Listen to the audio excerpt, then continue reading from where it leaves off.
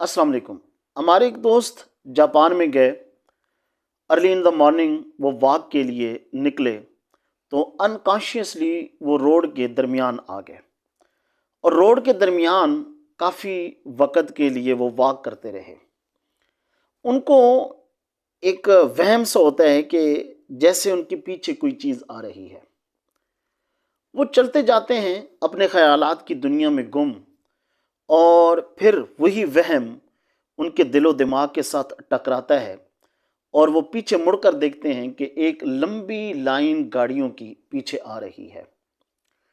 वो साइड पे होते हैं और अपनी वॉक को कंप्लीट करने के बाद अपने अपार्टमेंट में जाते हैं और अपने पाकिस्तानी दोस्त से ये सवाल करते हैं कि मैं इतनी देर जो रोड के दरमियान में वॉक कर रहा था तो मुझे मुझे पीछे से हारन क्यों नहीं दिया गया ताकि मैं अपनी साइड पे हो जाता और लोग जो हैं वो गुजर जाते।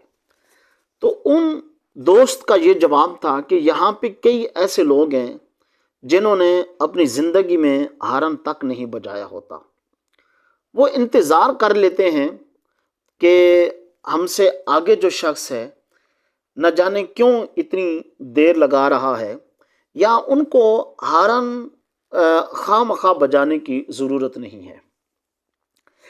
इतनी मोहतात और इतनी मुनज़्ज़म कौम दुनिया में शायद नहीं मिलती है।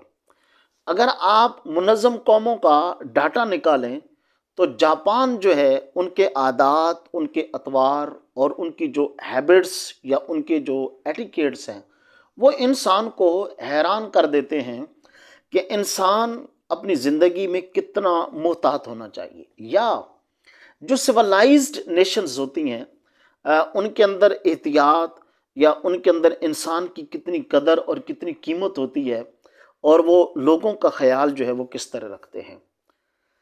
प्रीवियस नाइट मैं किसी काम से रात को जा रहा था तो सामने से एक बाइक आती है और उस बाइक वाले ने जब मेरी गाड़ी को देखा तो उसने अपनी जो तेज़ लाइट थी उसके ज़रिए से मुझे ब्लिंक करना शुरू कर दिया। यानी जो वो लाइट चलती थी और बुझती थी और इंतहाई तेज़ लाइट थी।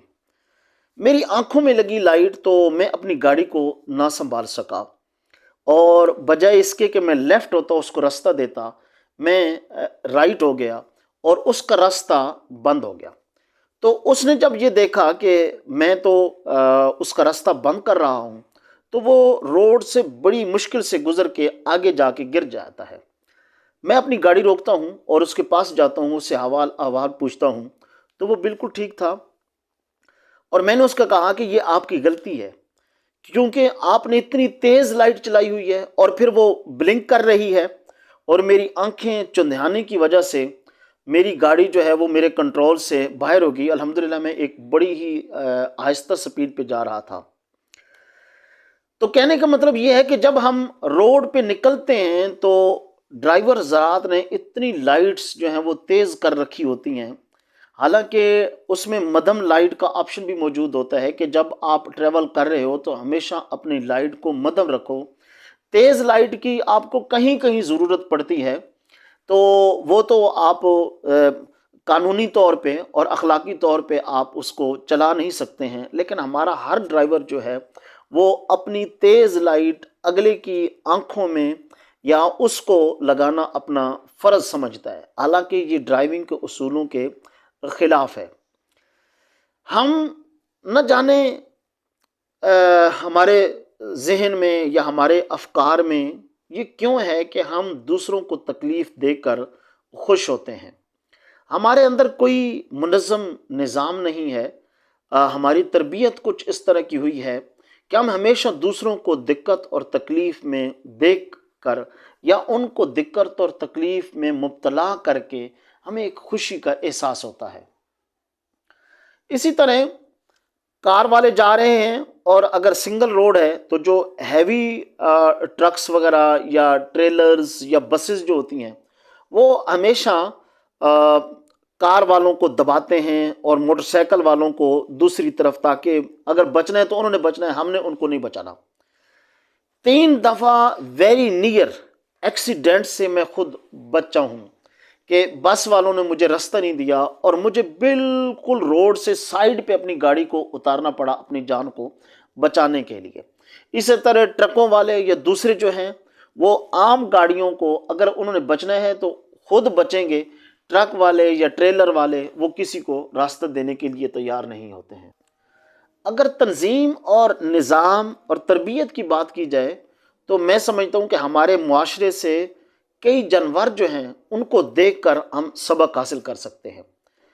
کئی دفعہ مجھے کرباٹھ ایک گاؤں ہے لاہور کے ساتھ، اور اس سے تھوڑا آگے چونکہ میرے رشتہ دار رہتے ہیں تو میں ان کو ملنے جاتا ہوں، اور اس BRB نہر کے اوپر سے ایک پل گزر رہا ہے، اور وہاں پہ کئی دفعہ اتفاق ہوا، جانوروں کو دیکھا، بھینسوں کو، گائے کو، کہ وہ سیڑھیوں کے اوپر چڑھتی ہیں اور پچھلی بھینس اس بھینس کا انتظار کرتی ہے کہ وہ چڑھ جائے اور اس کے بعد پھر وہ چڑھے گی، اور اسی طرح اترتے وقت بھی ایک دوسرے کا انتظار کرتے ہیں۔